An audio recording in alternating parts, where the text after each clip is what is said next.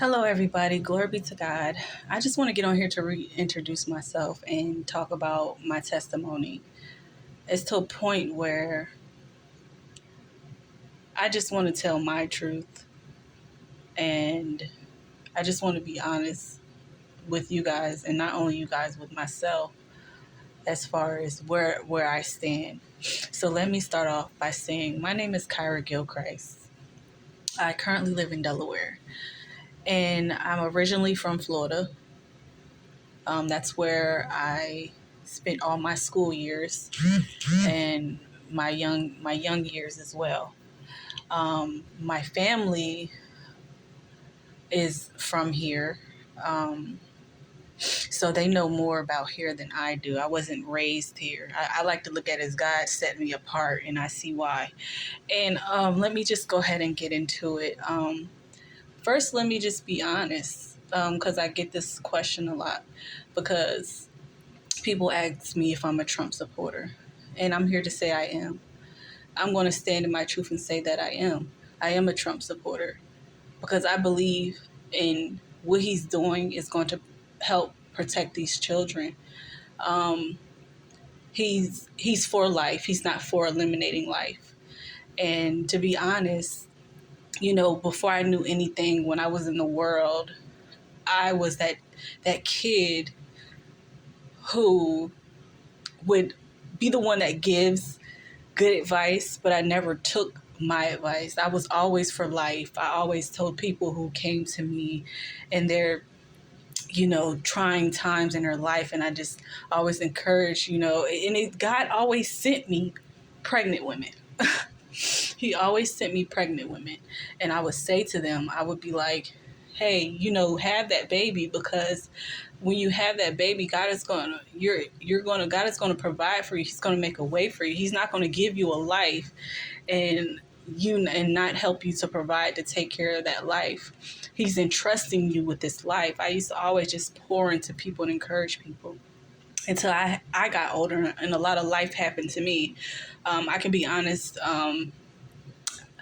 I had an abortion, and my first abortion was, and the excuse is not even a rational excuse as to why, because the sad part is people will prey on your emotions.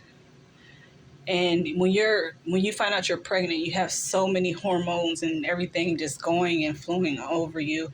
I don't want to blame anybody, but I can tell you I never had a strong support system that ever supported anything that I'd done in life. Any goals or any type of aspirations I had and wanted to do, I never had that support. And excuse me, I never had that support. I never had someone say, and you would think that your mother would be that support system, but it never was. It was always when I had some exciting news to say, hey, I want to do this. I want to do that. Oh, why you want to do that? Don't do that. Do that. And I had a lot of discouraging moments throughout my life.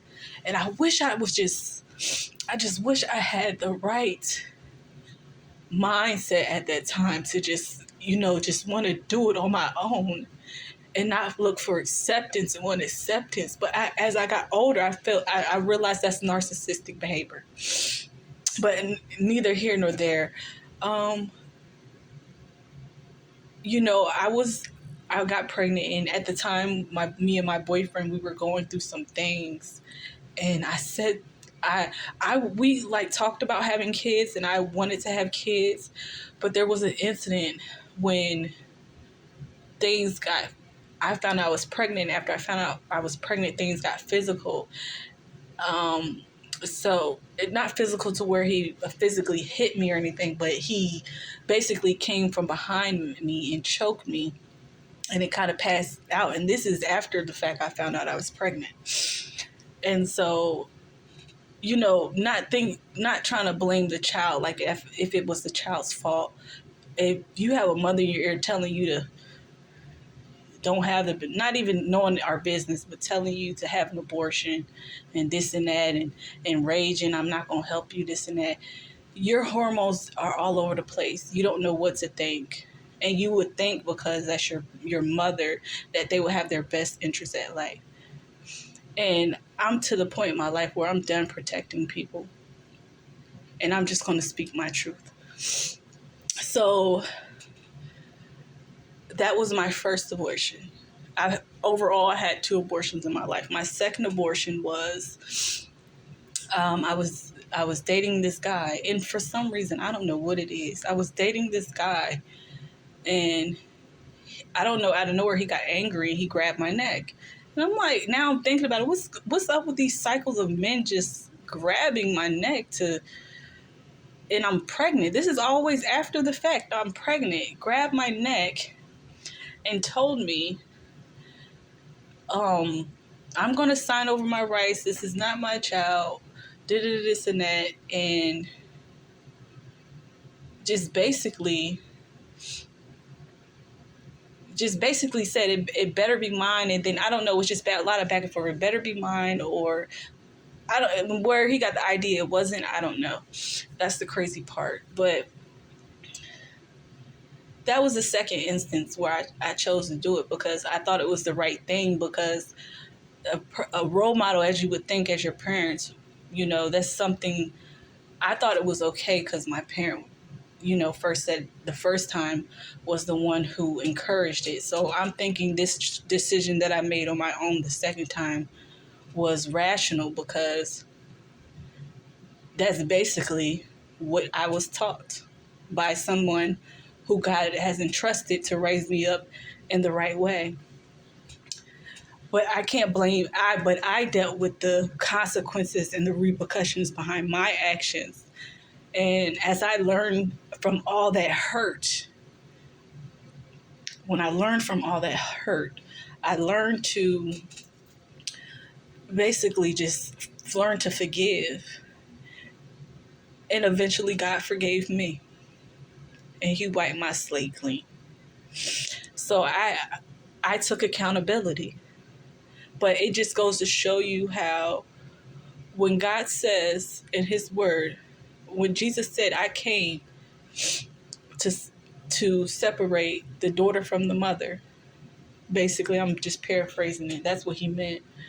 Because he knew, he just knew that some women ain't right in the head.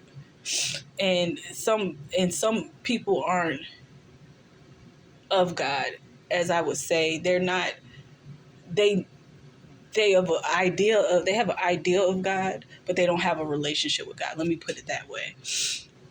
And it's just more of what God can do for them and not what they can do for God. And that's just a lot of the mentality. But I go to say this, a lot of this stuff about, why I voted for Trump was because I believe that he was going to make a change, and God never, I pray a lot about a lot of things, and I supported him. And now a lot of people see why.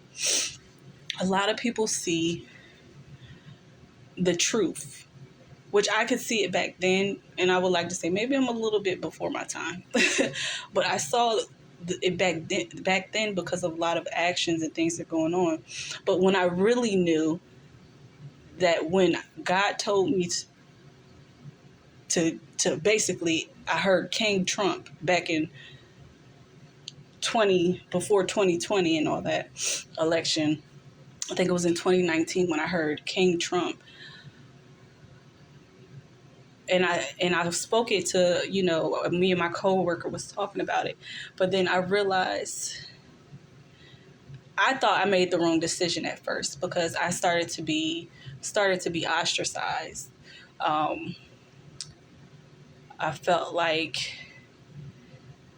people wanted me to feel that I was crazy and something was wrong with me, especially in a state where, a lot of people support the idea of the hatred towards him. And you can just imagine just me, just by myself and my child. I just felt like I was just so, I was just so just put to the back burner. You know, I wouldn't say the back burner. I was isolated because nobody believed what I believed in God, how I believed in God. Nobody trusted God. Nobody had faith in God, how I had faith in God. No one came to ask me if I was okay. No one, asked me how my state of mind was. I had to deal with a lot of this by myself.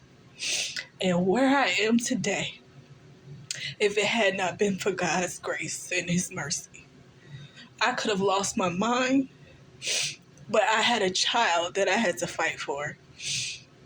So I took the initiative to homeschool my child so I can build that relationship with him and God at an early age and instill those morals and values in him.